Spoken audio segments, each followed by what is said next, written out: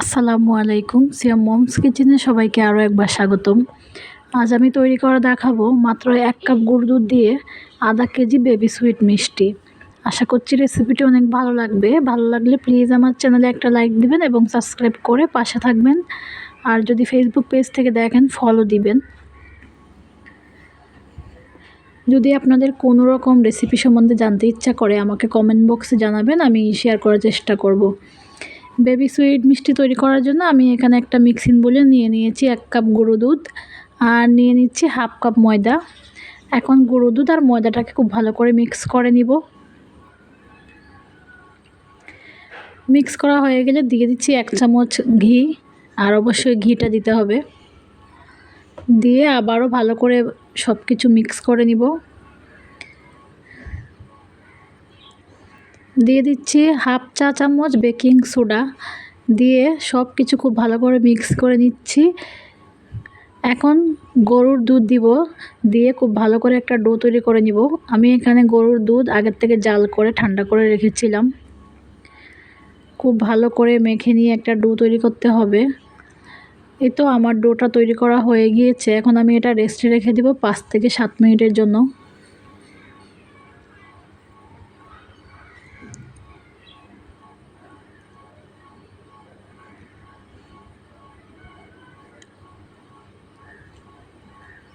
ফিরে এলাম 5 থেকে 7 মিনিট পর, আর আমার ডোটা একদম পারফেক্টভাবে সেট হয়ে গিয়েছে। এখন আমি মিষ্টি তৈরি করে নিব। প্রথমে আমি কয়টা মিষ্টি তৈরি করব সেইভাবে ভাগ করে নিব। তারপর হাতের তালুতে নিয়ে ঘুরিয়ে ঘুরিয়ে একটা বল তৈরি করে নিব।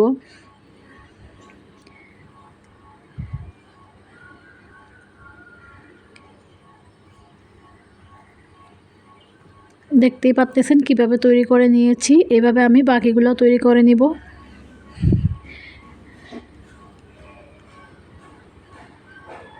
একইভাবে আমি সবগুলা মিষ্টি তৈরি করে নিয়েছি।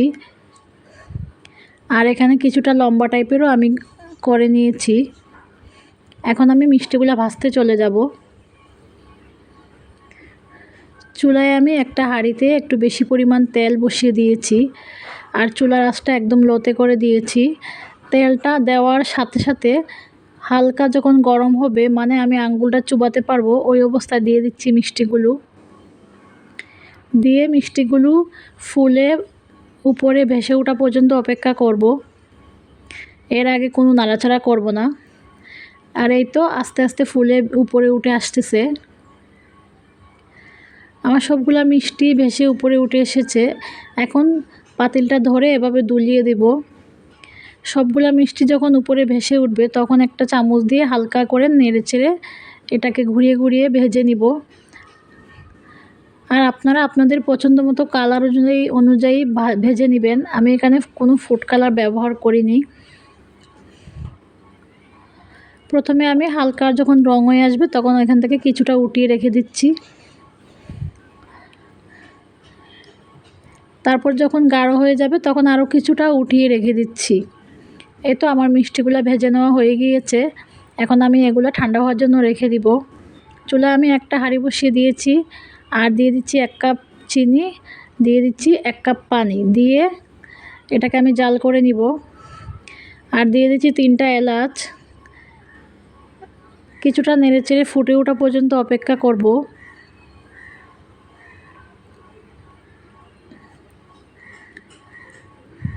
যখন পানিটা ফুটে উঠবে তখন দিয়ে দিব ভেজে রাখা মিষ্টিগুলো। আর এই পর্যায়ে আমার মিষ্টিগুলো একদম ঠান্ডা হয়ে গিয়েছে, কিছুটা কুসুম গরম আছে। এই যে আমি হাতের মধ্যে নিয়ে একটা চেক করে দেখতেছি। সবগুলা মিষ্টি দিয়ে 10 মিনিট চুলার আঁচটা একদম লোতে করে ঢাকনা দিয়ে আমি এগুলাকে রান্না করব। আর ঢাকনার ছিদ্রটা বন্ধ করে দিব। চুলার আঁচটা এই পর্যায়ে একবারে লোতে রাখতে হবে। 10 মিনিট আমি এগুলাকে রান্না করার পর চুলাটা বন্ধ করে 1 ঘন্টা রেখে দিব রেস্টে।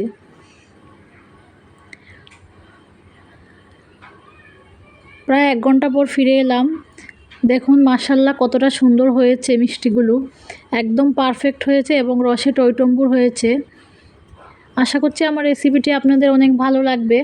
ভালো লাগলে আমার চ্যানেলটা সাবস্ক্রাইব করবেন এবং লাইক দিবেন, কমেন্টস করবেন, শেয়ার করবেন।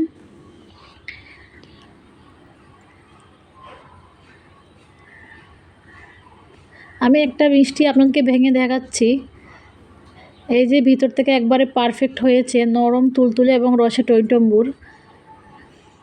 সবাই ভালো থাকবেন। এতক্ষণ সাথে থাকার জন্য অনেক ধন্যবাদ। আসসালামু আলাইকুম।